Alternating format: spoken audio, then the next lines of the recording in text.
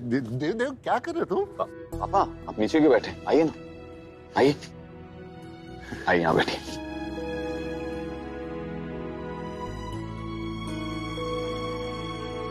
बस पुरानी यादों को फिर से जीने की कोशिश कर रहा था। ये देखिए, ये वही टॉय गन है जो आपने मुझे। मैंने दिलाई थी तुमको। मैं लेकर आया था तुम्हारे लिए लंदन से। ये गन है ना, एकदम ओरिजिनल लगती थी और उसकी वजह से मुझे एयरपोर्ट पे रोक दिया था एक बार। ये देव, ये जो है ना फोटोग्राफ, ये वो है जब तुम और तुम्हारी मम्मी घुड़सवारी के लिए गए थे। वो जो दक्ष था ना, वो गिर गया था, गिरने से उसको चोट लगी थी, फिर तुम उसको है ना अपने कंधों पे उठा कर लेकर आए थे। ये पता है ये कौन सी? ये हम सब लोग आइसक्रीम खाने गए थे। सब लोगों को भरोसा ही नहीं हुआ कि अंबिकापुर का शाही परिवार आइसक्रीम खाने के लिए ऐसे घूम रहा है। पापा आपको सब याद आ गया?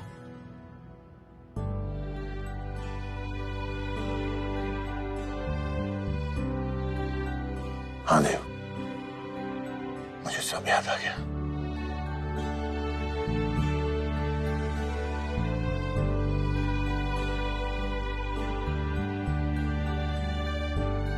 आपको सब याद आ गया पापा?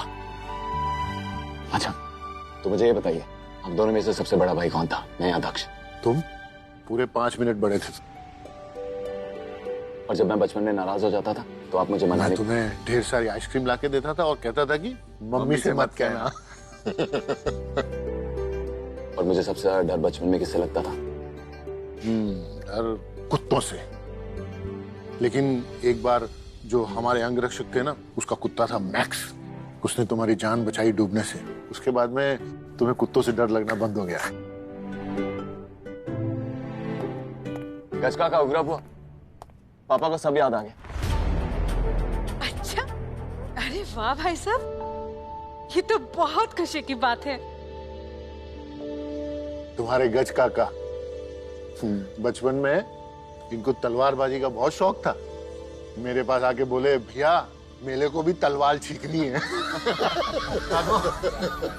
क्या? और मैं भी इनको चिढ़ाने के लिए बोल देता था कि गज, तुम्हें सलवार की क्या जरूरत है भाई? याद है ना गज? हाँ भाई साहब, मुझे तो सब याद है। मैं अभी सबको बताता हूँ। जयामा, कृष्णा, प्लीज जल्दी आइए। जयामा, कृष्णा, पापा को सब याद आ गया। सच में? पापा को सब कुछ याद आ गया? हाँ, अभी इन्होंने मुझे बचपन के बारे में, गज काका के बारे में, उग्रा बुआ के बारे में सब कुछ बताया। पापा, अगर आपने सबके बारे में कुछ ना कुछ बताया तो फिर जया माँ के बारे में भी कुछ बताइए ना। हाँ बोलिए ना। जया लक्ष्मी के बारे में कैसे भूल सकता हूँ मैं? हर बात याद आ गई है मुझे जया लक्ष्मी की। तहखाने की हर एक बात जो इसने किया, सब कुछ।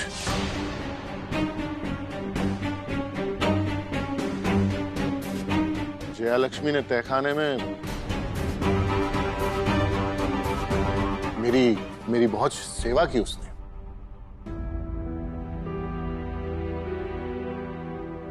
मुझे मालिक नहीं, हमेशा भगवान माना उसने। पापा, कैसी सेवा की?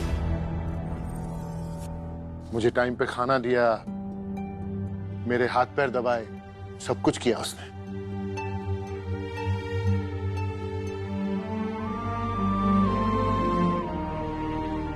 अब वैसे मेरे पैर तो अभी भी दर्द कर रहे हैं। तो फिर क्यों ना पुरानी यादों को फिर से ताजा किया जाए, और वैसे भी जया माँ को अच्छा लगेगा, है ना जया माँ? जया लक्ष्मी जब जब मेरे पैर दबाती है मुझे बहुत आराम मिलता है देव। हाँ तो पापा, जया माँ को भी आपकी सेवा करके बहुत अच्छा लगता है। इतने बरसों से आपकी सेवा करती आई हैं, आपकी इतनी इज्जत करती आई हैं, आज भी करेंगे, क्यों जयामा? बिल्कुल।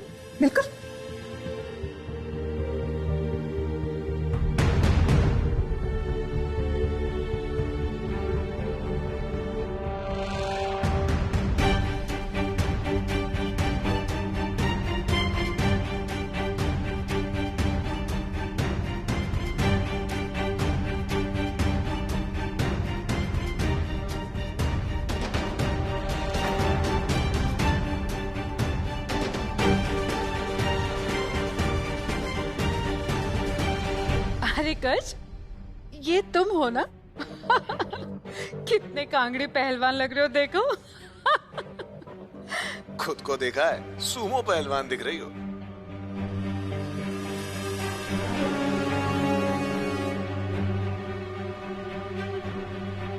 मॉम, ये आप थी?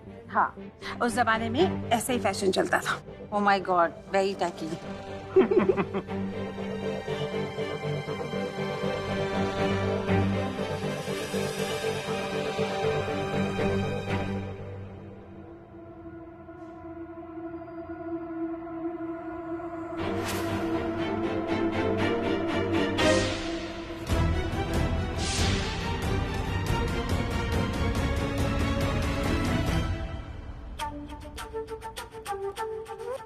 तो तुमने कृषा के साथ हाथ मिला ही लिया। चलो अच्छी बात है। अब तुम अपने हाथ पैर हिलाओ, तिजोरी तक जाओ और इन चाबियों का सही इस्तेमाल करो। हमें हमारा हिस्सा चाहिए। आप सुन भी रही हैं? नहीं, हमें हमारा हिस्सा चाहिए, वरना मैं अभी के अभी देवराज के पास जाकर क्या?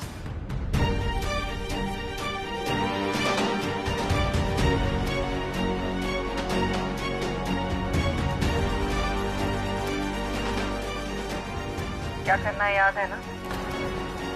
बहुत अच्छे। और तुम्हें भी याद है ना कि इस छोटे से काम की बहुत मोटी रकम तय हुई है, जो मुझे वक्त पे चाहिए। जयलक्ष्मी, तस्वीरों का बड़ा शौक है तुम्हें राघव। कभी कभी वीडियो बनाकर भी देख लो। तुम्हें क्या लगा था हम इतने बेवकूफ हैं कि तुम दोनों को अपने साथ भागीदार बना लेंगे और तुम लोगों के खिलाफ कोई सबूत नहीं रखेंगे अपने पास? ऐसी बेवकूफी एक्सपेक्ट करने वाला तो कोई महा बेवकूफ ही हो सकता है। अब अगर जाकर हम देवराज को ये वीडियो दिखा देना उग्रा, तो तुम्हारा बेटा, तुम्हारी बेटी कोई भी इस महल में नहीं दिखाई दोगे। कहो जाए? नहीं जयलक्ष्मी। आप तो पूरा मान गई, मैं तो मजाक कर रहा था। अच्छा, बहुत ही भद्दा सेंस ऑफ ह्यूमर है तुम्हारा राघव। अगली बार ऐसा मजाक में भी मत करना। और अगर जिंदगी में कभी हमें धमकाने की जुर्रत की ना तो। धमकी? आपको ऐसा क्यों लग रहा है कि मैं धमकी दे रहा हूँ? मैं तो सोच भी नहीं सकता। अगर आपको ऐसा लगा तो माफ कर दीजिए। आप तो मेरी माँ जैसी है ना जया माँ? बिल्कुल भी नहीं।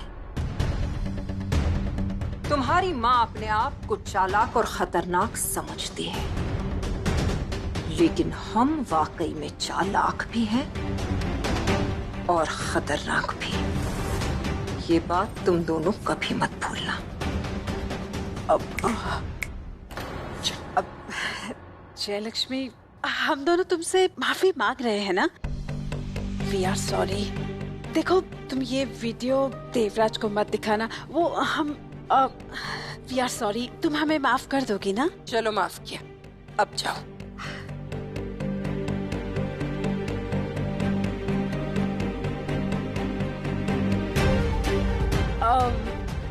जयलक्ष्मी, वो एक छोटा सा काम था। वो क्या है ना, नैना यूरोप ट्रिप पे जा रही है अपने दोस्तों के साथ, तो 10 लाख रुपए की जरूरत थी। तुम्हारे अलावा और कौन है हमारा, और किससे मांगेंगे? और प्लीज वो 10 लाख रुपए दे दोगी? इतनी सी बात? हाँ।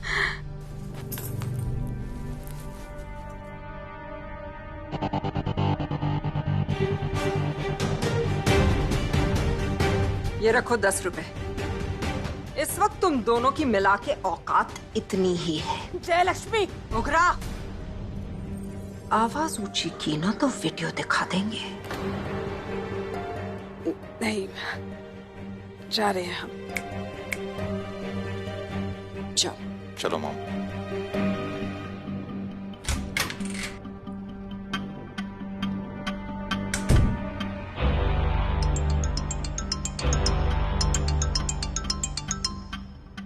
वामिका,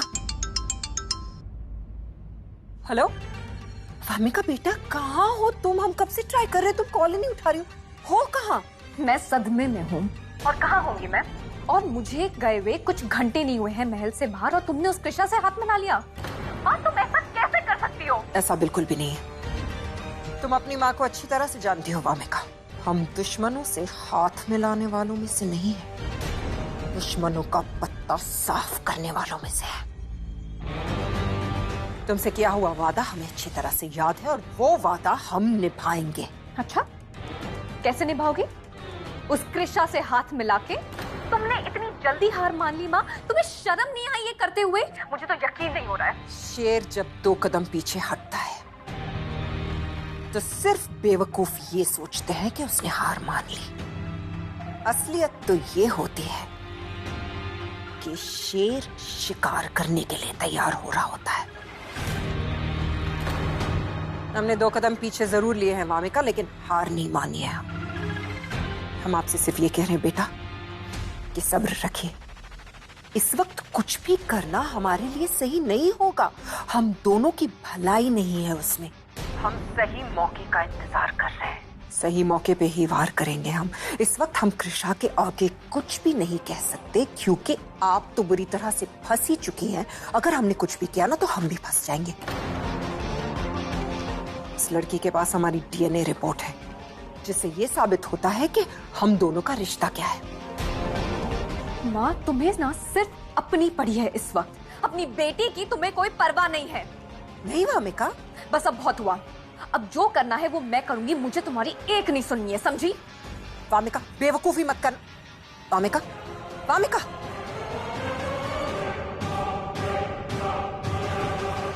फोन कट कर दिया। ये लड़की अपने गुस्से में जरूर कोई बेवकूफी करेगी। बस अब बहुत हुआ। अब मैं अपना बदला खुद ही लूंगी। कृष्णा, तेरा तो खेल खत्म, और तू भी।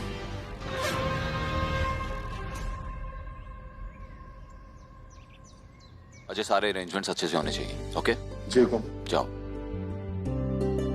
इतने दिनों बाद सब कुछ अच्छा हो रहा है, बस ऐसे सब अच्छा चलता रहे।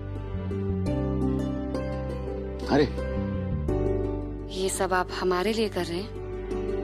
नहीं नहीं, पुरानी बरगद वाली चुड़ैल के लिए। ऑफ कोर्स आपके लिए कर रहा हूँ कृष्णा। सब कुछ आप ही के लिए तो करता हूँ, आप पहले सब कुछ है।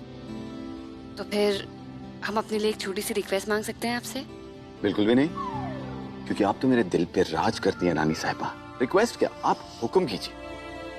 वो हम चाह रहे थे कि आप मम्मी पापा को भी बुला लें। हमारा ना उनसे मिलने का बहुत ज्यादा मन है, और आप ये सब कुछ हमारे लिए कर रहे हैं, तो अगर मम्मी पापा भी शामिल हो जाएं तो। सॉरी कृष्ण, मैं आपके मम्मी पापा को नहीं बुला सकता।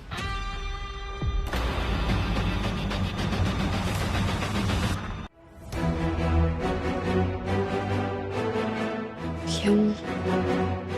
एक्चुअली मैं उन्हें इसलिए नहीं बुला सकता क्योंकि मैंने उन्हें पहले इनविटेशन भेज दिया। इसलिए मैं दोबारा इनविटेशन भेजूंगा ना तो उन्हें बुरा लगेगा। और वैसे भी मम्मी पापा उदयपुर से निकल ही गए हैं, बस आते होंगे।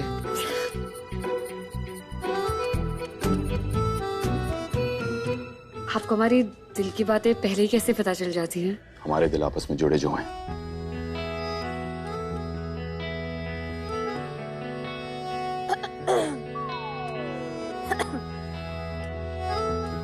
अब शर्माने का क्या फायदा?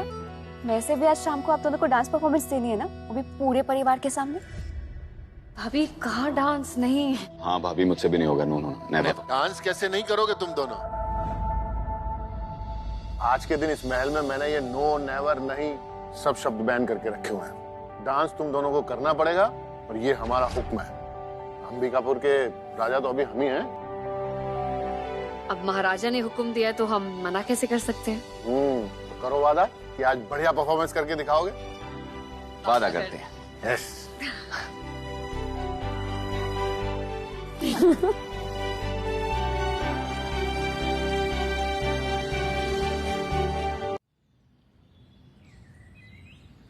सच भाई साहब, आपके साथ यहाँ ऐसे बैठ के पुरानी यादें ताजा करके ना बहुत अच्छा लग रहा है, बहुत मजा आ रहा है।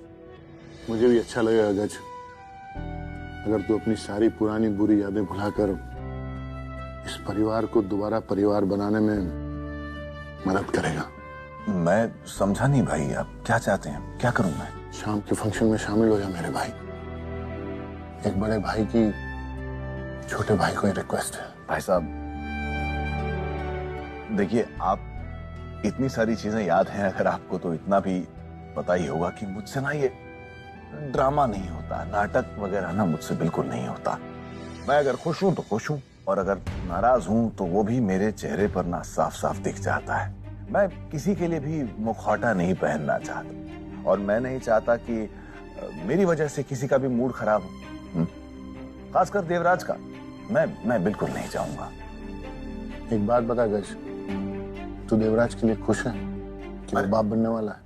अरे नहीं नहीं भाई साहब, देवराज के लिए तो मैं बहुत खुश हूँ। हमारा बच्चा है वो। भाई साहब कैसी बातें कर रहे हैं आप? लेकिन जो कृषा है ना, वो मेरे समझ नहीं आती भाई साहब, और ना मैं उसे झेल पाता हूँ।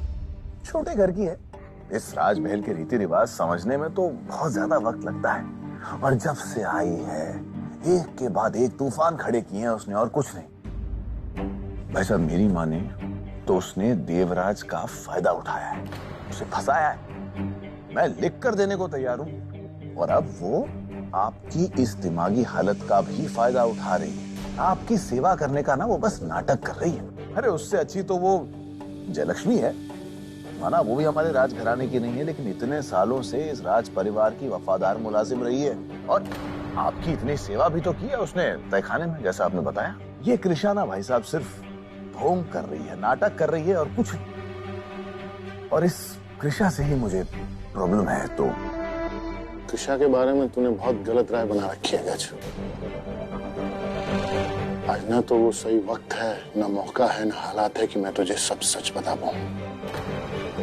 लेकिन जिस दिन वक्त आएगा मैं तुझे सारा सच बताऊंगा, और वो सच जानने के बाद में एक बात जान ले, तेरी राय कृषा के बारे में बदल जाएगी। कैसा सच भाई साहब? बोला ना मैंने कि अभी वक्त नहीं है। बस तू इतना जान ले कि आज अगर मैं जिंदा हूं तो सिर्फ कृषा की वजह से। आज अगर हमारे परिवार के सदस्य जयलक्ष्मी के गुलाम नहीं है तो वो भी सिर्फ कृषा की वजह से। आज हम सब परिवार एक होकर आज शाम को फंक्शन मना रहे हैं तो वो भी सिर्फ कृषा की वजह से। राठौड़ खानदान का नामो निशान मिट जाता गज अगर कृषा नहीं होती तो। हमें तो कृषा का तो हमें एहसानमंद होना चाहिए। कृषा की वजह से ही हमारे पास ये रुपया, पैसा, धन दौलत सब कुछ है।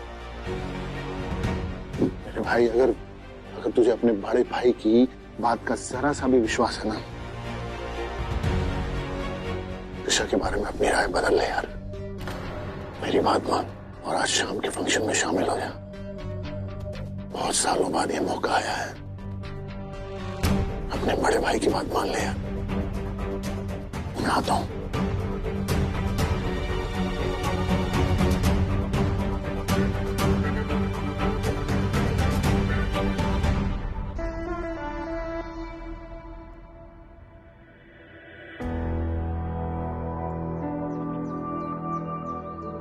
ये नैना कहाँ रह गई?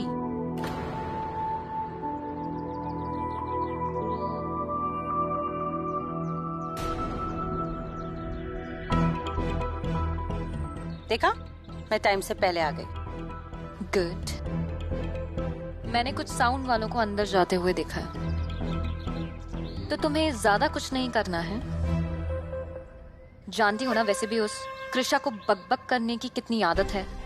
आई नो, इसलिए तुम्हें ज्यादा कुछ नहीं करना है। बस ये माइक उस माइक से एक्सचेंज करना है, और जब वो ये माइक अपने हाथ में पकड़े मुझे इन्फॉर्म कर देना, बाकी सब मैं संभाल लूंगी। लेकिन वामिका, इस माइक से होगा क्या? ज्यादा कुछ नहीं, बस उसे शॉक लगेगा। शॉक लगेगा? तो वो मर तो नहीं जाएगी? हाँ, मरेगी वरेगी कुछ नहीं, बस कुछ दिन हॉस्पिटलाइज होगी। वैसे भी ऐसे शौक बहुत सालों तक हमने उस बुढ़े महाराज को दिए हैं, वो तो नहीं मरा, तो कृषा क्या मरेगी? ज्यादा से ज्यादा उसका दिमाग थोड़ा अनस्टेबल हो जाएगा और फिर वो मेरी मॉम को एटलीस्ट कंट्रोल तो नहीं कर पाएगी।